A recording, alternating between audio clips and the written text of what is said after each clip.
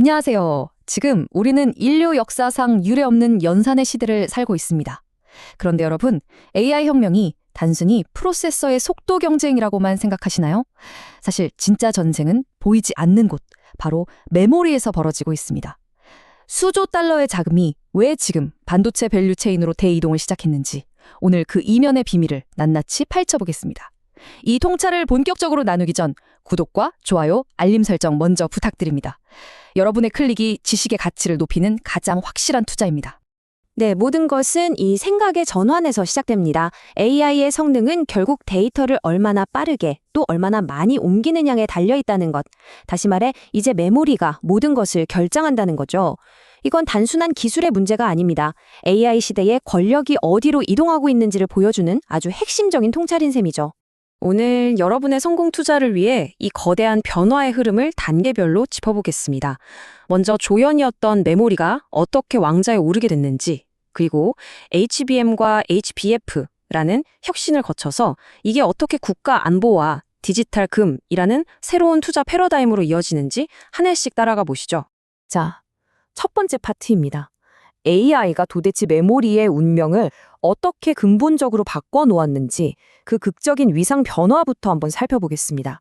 과거의 메모리는 그냥 데이터를 보관하는 창고, 뭐랄까 영화의 조연 같은 역할에 불과했습니다. 그런데 AI 시대에 들어서면서 연산을 실질적으로 가능하게 하는 심장, 즉 무대의 완벽한 주연으로 등극한 겁니다. 역할이 완전히 바뀐 거죠. AI가 발전하면서 거대한 딜레마에 부딪혔습니다. 바로 메모리 병목 현상인데요. 이걸 쉽게 비유하자면 아무리 그림을 빨리 그리는 천재 화가, 즉 GPU가 있어도요. 물감을 공급하는 속도가 느리면 그림을 빨리 그릴 수가 없잖아요. 딱 그겁니다. 연산의 힘이 데이터 공급 속도에 발목 잡히기 시작한 거죠. 바로 이 병목 현상을 해결하기 위해 등장한 첫 번째 영웅이 바로 HBM, 즉 고대역폭 메모리였습니다. 아니, 근데 HBM이 왜 그렇게 필요했을까요? 이유는 바로 이 숫자 때문입니다. AI 모델의 크기가요, 불과 몇 년 만에 무려 250배 이상 폭발적으로 커졌기 때문이에요.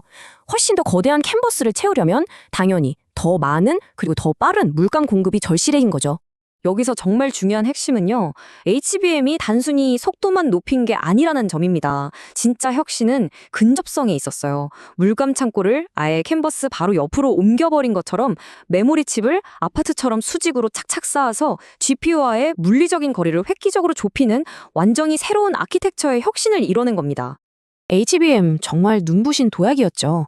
하지만 AI의 야망이 인간의 뇌를 닮아가면서, 즉 캔버스가 성당 천장만큼 커지면서 HBM의 용량마저도 한계를 보이기 시작했습니다. 자, HBM의 한계를 넘어서기 위해 기술은 또 한 번 지나야 했습니다. 초거대 AI 시대를 위한 새로운 해법, 바로 고대역폭 플래시 HBF가 무대에 등장한 것입니다. 이 새로운 메모리 계층 구조를 보는 HBF의 역할을 아주 명확하게 알 수 있습니다. 자, 보세요. HBF는 책상 위에 있는 책, 즉 HBM을 대체하는 게 아니에요. 그게 아니라 바로 옆에 아주 거대한 책장을 하나 더 놓아주는 것과 같습니다. 서로를 보완하면서 시스템 전체의 효율을 극대화하는 거죠. 이 표가 그 차이를 명확하게 보여주죠. 속도가 생명인 D램 기반의 HBM이 100m 단거리 선수라면 대용량과 효율성이 강점인 낸드 플래시 기반의 HBF는 엄청난 체력을 가진 마라톤 선수인 셈입니다.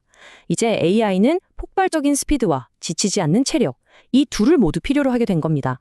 바로 이 점 때문에 HBF가 특히 AI 추론 시장의 판도를 바꿀 게임 체인저가 될 거라는 겁니다.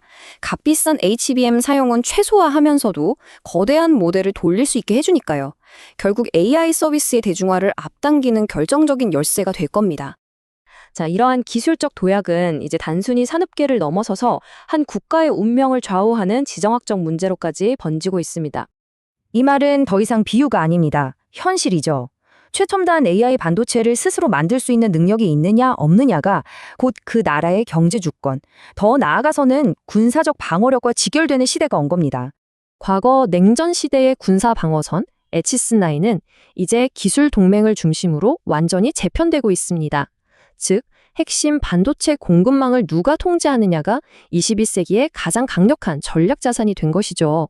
그리고 이 문제는요, AI가 디지털 세상을 넘어서 현실 세계를 직접 제어하는 피지컬 AI 시대가 오면서 훨씬 더 중요해집니다.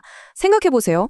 자율주행차, 로봇, 스마트 팩토리를 움직이는 반도체 공급망을 장악한다는 건 곧 물리적인 세계의 통제권을 갖는 것과 같아지기 때문입니다.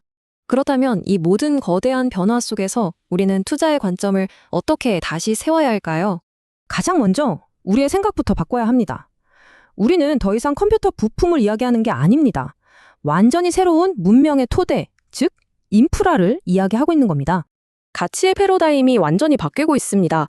화려한 AI 서비스들이 도시의 빌딩이나 마천루라면 그 모든 것을 굳건히 떠받치고 있는 메모리 반도체는 바로 그 건물이 서 있는 토지입니다.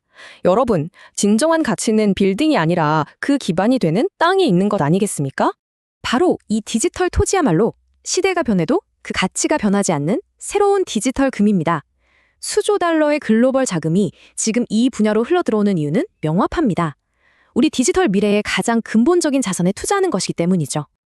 그래서 마지막 질문은 이것입니다.